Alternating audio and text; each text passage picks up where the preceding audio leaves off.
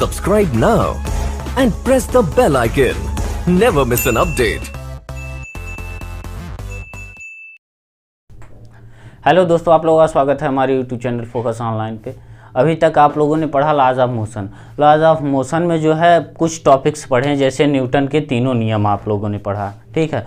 कुछ वेट और द्रव्यमान में डिफरेंस मैंने बताया आप लोगों को, ठीक है। तो वेट और द्रव्यमान यानी बल तथा आवेग को भी मैंने बताया और संवेग को बताया। अभी तक आप लोग सोच रहे होंगे सर संवेग तो बताएं, लेकिन संवेग परिवर्तन की दर भी होती है, जो संवेग संरक्षण का नियम भी होता है। तो संवेग संरक्षण का नियम क्या होता है, इसे भी बताना जरूरी है भाई। और अच्छा, मैंने बताया m1 इंटू v1 बराबर m2 इंटू v2, ये बताया आपको।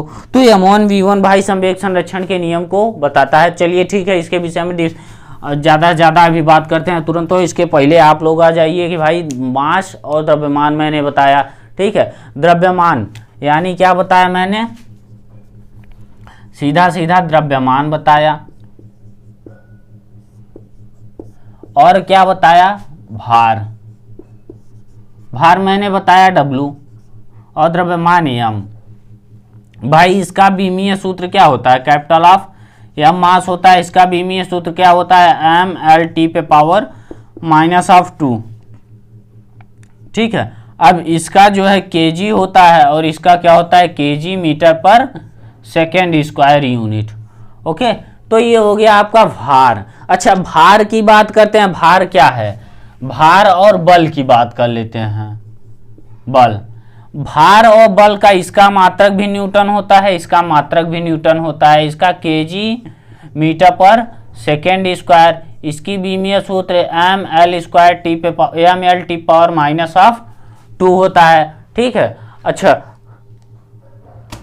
mLT पावर -2 इसे f से प्रदर्शित करते हैं, ये है। तो भाई इसमें डिफरेंस क्या है, डिफरेंस ये है कि ये आप कहीं भी लगा सकते हैं, लेकिन ये वेट जो है बड़ी वस्तु की ओर लगता है, यानी छोटी वस्तु से बड़ी वस्तु की ओर। हमेशा इसकी डायरेक्शन क्या होती है, छोटी वस्तु से छोटी वस्तु से बड़ी वस्तु की ओर।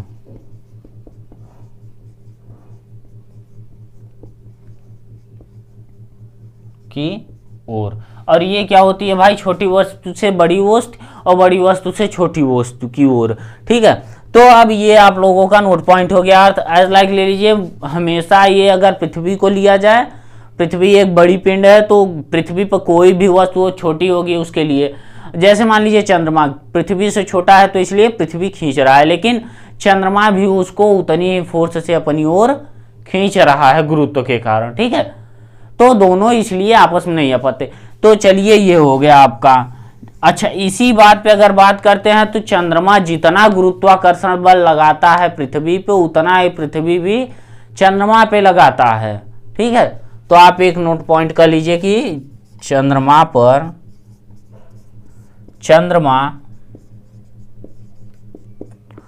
पृथ्वी पर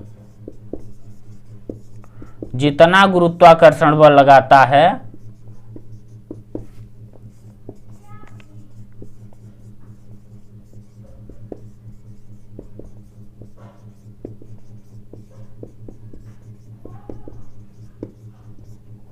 उतना ही पृथ्वी भी चंद्रमा पर लगाता है।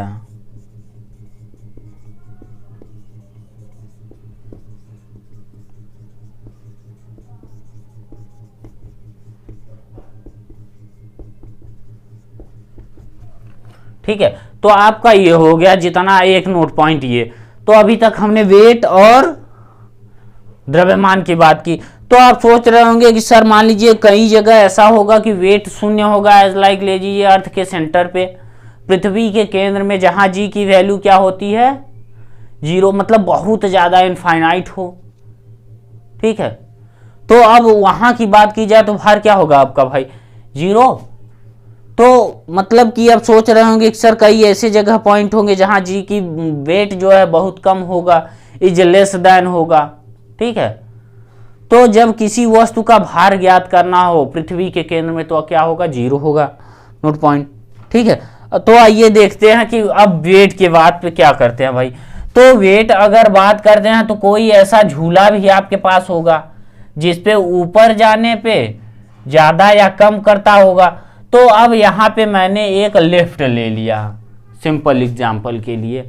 लिफ्ट को ऊपर नीचे जब करते हैं तो क्या होता है भाई, ऊपर करेंगे तो वेट क्या होगा, वेट प्लस एम इंटू जी नीचे की ओर खींच रहा है भाई, और नीचे की तरफ क्या करेंगे तो क्या होगा, एम इंटू जी नीचे की ओर लग रहा है और निगेटिव होता चला जाएगा। ठीक है, तो आइए अब हम देखते हैं क्या होता है भाई। तो अगर हम वेट को ऊपर की ओर खींचें, यानी ए त्वरण से ऊपर की ओर ले जाएं, ठीक, तो हमारा ये जो है यहाँ पे एम इंटू जी वेट नीचे की ओर है, ये है, प्लस ये जो हमारा त्वरण ऊपर ले जा रहा है तो प्लस ऑफ एम इंटू ए ये भी होगा, और ऊपर के लिए आपका क्या होगा, ए त्वरण से, यानी रिएक्शन फोर्स आपका यहां से आएगा। तो R इज इक्वल टू आपका कितना आ जाएगा, एम कोष्ठक ऑफ ए प्लस जी, यानी जब ऊपर ये कंडीशन किस पे लागू होता है, जब ए त्वरण से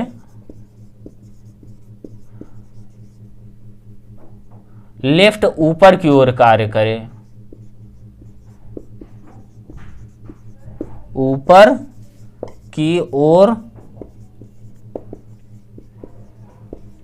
कार्य करे।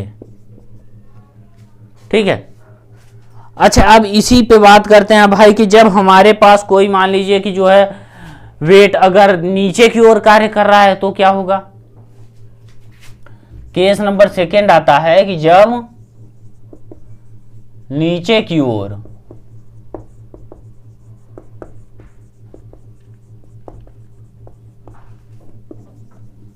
करे तो नीचे की ओर, यानी आपका ये लिफ्ट ले लिया मेरा और आपका ये नीचे जो है काम कर रहा है भाई। ठीक है, और वेट जो है भाई नीचे की ओर, मतलब ये आपका नीचे की ओर ए त्वरण से जा रहा है।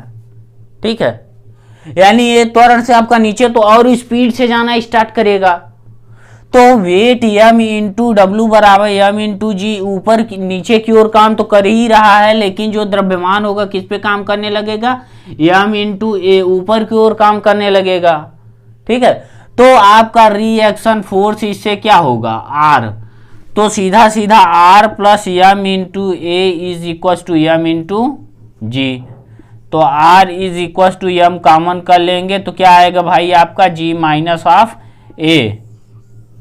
ठीक है, यानी आभासी भार जो है वास्तविक भार से कम होगा, और इसमें आपका आभासी भार कितना होगा यहां से लिया जाए तो,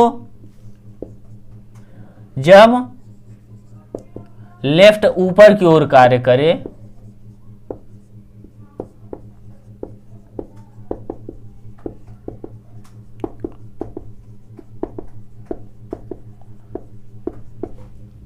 तो आभासी भार वास्तविक भार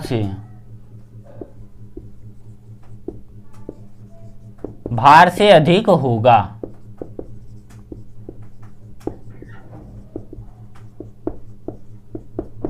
ठीक है, अच्छा अब एक कंडीशन ये आती है कि जब नीचे की ओर गति करे, ठीक, इस पॉइंट को लेते हैं हम,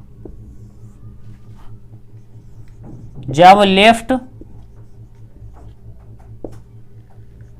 नीचे की ओर कार्य करे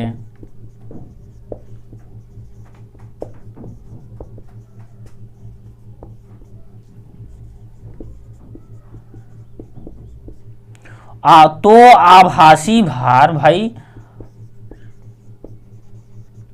भार वास्तविक भार से कम होगा, भार से कम होगा। अच्छा एक कंडीशन ये हो गई, अगर मान लीजिए इसमें जो रस्सी है वो टूट गई तो जितने त्वरण से नीचे आ रही है उतना ही आपका जी है, यानी जी इज इक्वल टू आपका क्या होगा, त्वरण। ठीक है, तो अब हमारा नीचे की ओर गति कर रहा है तो जी इज इक्वल टू ए रख देंगे तो 0 आ जाएगा, r इज इक्वल टू 0, यानी आभासी भार शून्य हो जाएगी। ठीक है, तो आइए देखते हैं।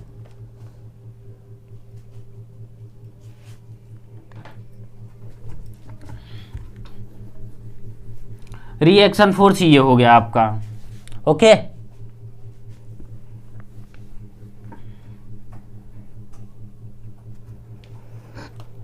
जब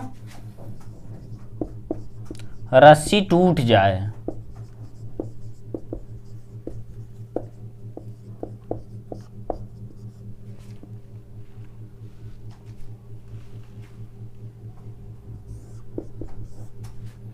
अगर रस्सी टूट गया तो भाई क्या होगा, R इज इक्वल टू, मैंने पढ़ा m कोष्ठक में g minus of a, g बराबर a हो जाएगा सीधा सीधा, तो आपका क्या आ जाएगा, R इज इक्वल टू 0, यानी भार जो है शून्य हो जाएगा।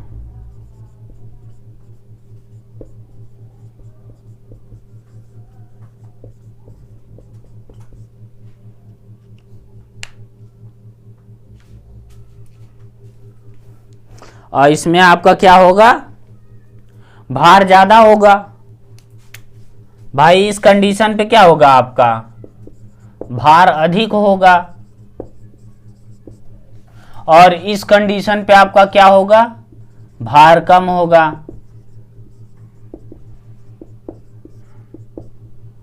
भाई आभासी भार तभी तो ज्यादा होगा। ठीक है, तो आइए अब आगे बढ़ते हैं, देखते हैं क्या कर रहा है।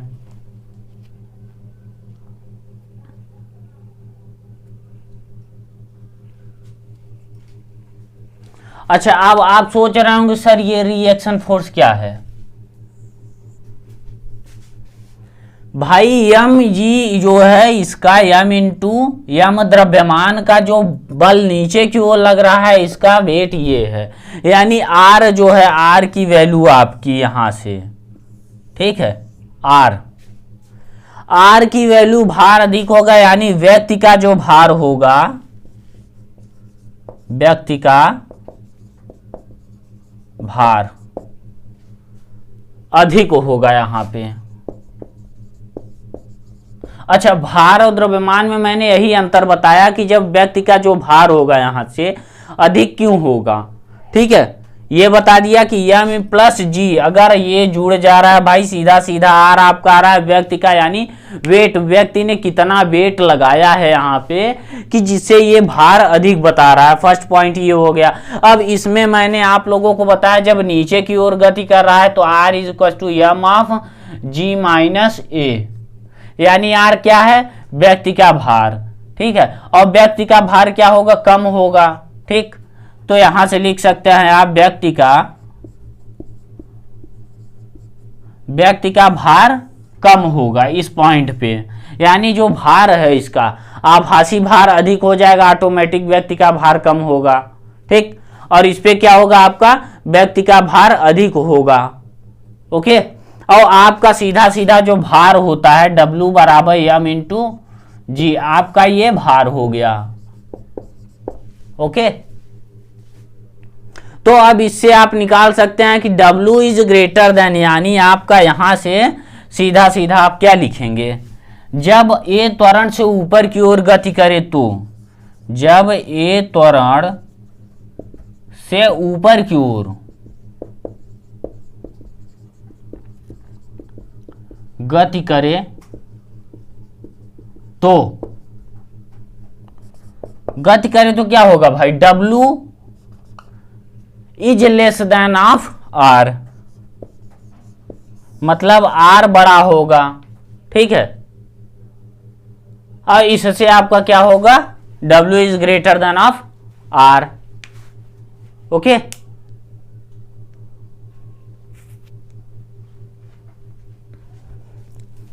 और इस पॉइंट से हम निकाल लेते हैं भाई, ये जब रस्सी टूट जाएगा तो आर की वैल्यू 0 हो जाएगी, यानी वस्तु का जो वेट होगा भाई सीधा सीधा शून्य हो जाएगा। ठीक, अब हम इससे क्या निकाल सकते हैं, W is greater than of R। Okay,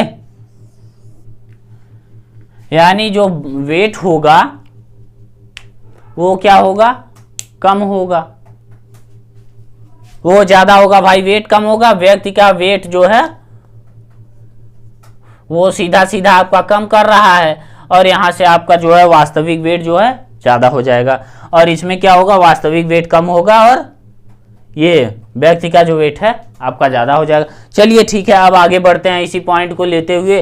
तो अगर हमारा रेस्ट पोजीशन पे है तो क्या होगा, जैसे मान लीजिए ये हमारा एक बॉक्स रखा हुआ है, ठीक, तो अब हमारा ये बॉक्स रखा हुआ है, यानी mg नीचे की ओर काम कर रहा है और ये r ऊपर की ओर, तो r is equal to mg, ठीक है, यानी वास्तविक भार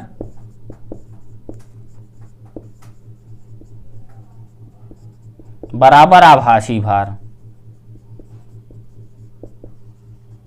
ठीक, आपका यहां से ये आ गया। अच्छा, ये हो गई पॉइंट पूरा। तो अब बात क्या करेंगे भाई कि अब चलिए संवेग संरक्षण के नियम की तरफ देखते हैं। ओके, तो आइए, संवेग संरक्षण का नियम क्या है भाई,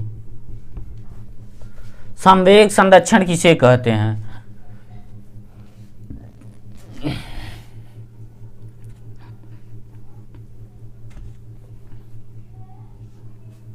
जब दो वस्तु किसी भी वेग से गति करें, ठीक है, और टकराने के बाद उनके जो संवेग प्राप्त होंगे, टकराने से पूर्व संवेग और टकराने के बाद जो संवेग प्राप्त होंगे, दोनों बराबर होंगे, इसी को क्या कहते हैं, संवेग संरक्षण का नियम। आप लोग संवेग बराबर पढ़े हैं, संवेग बराबर मैंने आप लोगों को पढ़ाया था, P बराबर m इंटू वी, द्रव्यमान गुणित वेग। किसी वस्तु का वेग और द्रव्यमान, मतलब किसी वस्तु से जब गति कर रहा है वो, और द्रव्यमान के गुणनफल को क्या कहते हैं, संवेग। अब संवेग संरक्षण का नियम, संवेग संरक्षण का नियम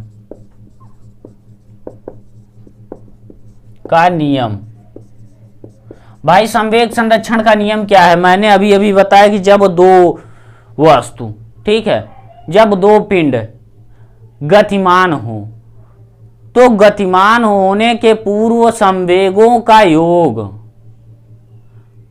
टक्कर के बाद, मतलब गतिमान मतलब टक्कर के पूर्व, टकराएं दोनों अगर टकरा रहे हैं, टक्कर के पूर्व जो है संवेग और टक्कर के बाद जो संवेग है का योग जो है कांस्टेंट होना चाहिए, एक नियत होता है, बराबर होता है। ओके, तो अब सीधा सीधा हम लिख लेंगे, जब दो वस्तु गतिमान हो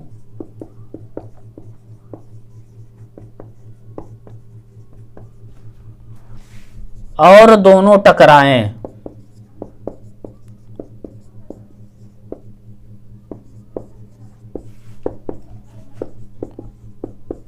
तो टकराने से पूर्व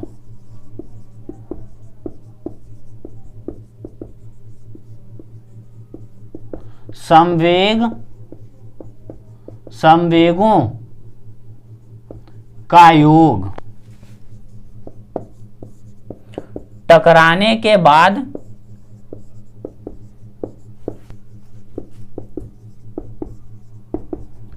संवेगों के योग के बराबर होगा।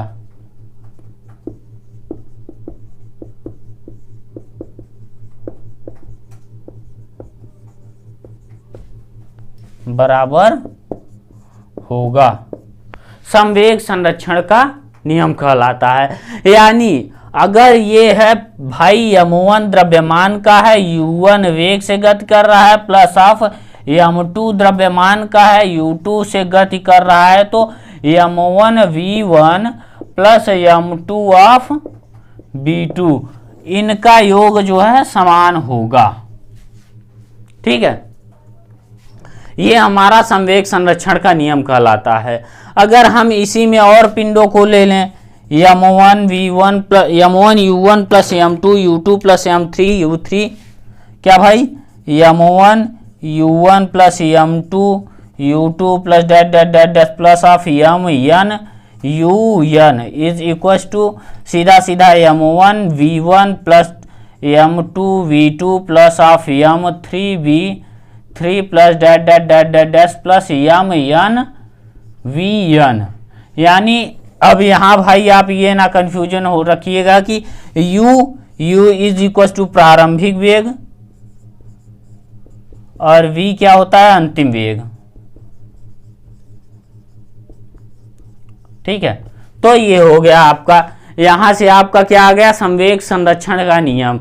अब अगर संवेग संरक्षण के नियम की बात करते हैं तो आप सोच रहे होंगे कि सर क्या ऐसा नहीं हो सकता कि दोनों टकराएं और एक ही दिशा में ना गतिमान होकर विपरीत दिशा में गतिमान हो जाएं, या विपरीत दिशा से आते हुए टकराएं और दोनों एक ही, जैसे मान लीजिए आप साइकिल चला रहे हैं, कोई पीछे से आपका ट्रक आ रहा है, ठीक है, ट्रक ने टक्कर मारी तो दोनों एक ही दिशा में डायरेक्शन था और दोनों आगे बढ़ गए। ठीक है, तो इस टाइप का भी तो हो सकता है कि अगर आप इधर से कोई बाइक ले जा रहे हैं, इधर से भी बाइक आ रही है, टक्कर करे। ठीक है, संवेग संरक्षण यानी कुछ ना कुछ संवेग उत्पन्न होगा।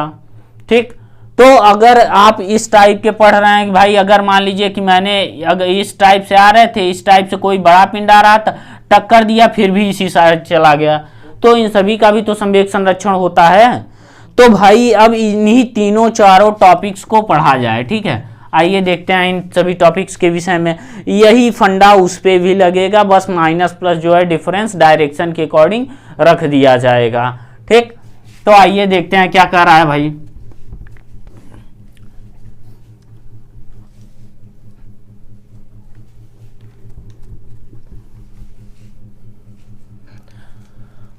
फर्स्ट ऑप्शन मैंने ले लिया, टक्कर के पूर्व एक ही दिशा तथा टक्कर के बाद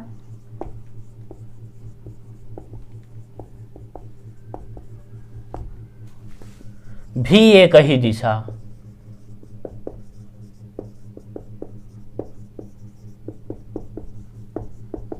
में गति करें तो अब हमारे पास ये जो है एक यहां से कोई पिंड है। ठीक है, आपका ये किससे u1 वेग से चल रहा है, m1 मास है इसका। ठीक, आपका एक बड़ा पिंड है जो कि यहां से चल रहा है, क्या है इसका, m2 मास है, u2 वेग से चल रहा है। ये इसे टक्कर देता है भाई, और इन दोनों जो हैं ऐसे चलने स्टार्ट कर देते हैं यहां से। ठीक, आगे बढ़ जाते हैं। तो आपने सीधा सीधा पढ़ा है कि टक्कर के बाद, तो यहां से क्या होगा, आपका सीधा फर्स्ट ऑप्शन आएगा m1 u1 plus of m2 u2 is equal to m1 v1 plus of m2 v2। First answer ये आया आप लोगों का। ठीक, फर्स्ट ऑप्शन ये आ गया आपका। अब बात क्या करेंगे भाई कि जब टक्कर विपरीत हो, ठीक है, एक ही दिशा में हो लेकिन टक्कर के पूर्व दोनों विपरीत दिशा में गति करें, तो संवेग क्या होगा। केस नंबर सेकंड, जब दोनों टक्कर के पूर्व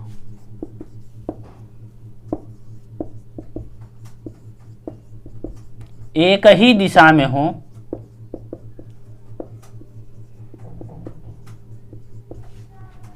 तथा टक्कर के बाद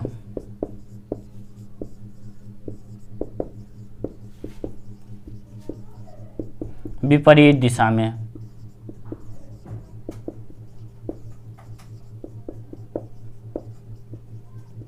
हो, तो भाई मेरे पास एक बड़ा पिंड है यहां से, ठीक है, जिसका वेट जो है m1 और क्या है ये v1 वेग से यानी u1 वेग है इसका प्रारंभिक।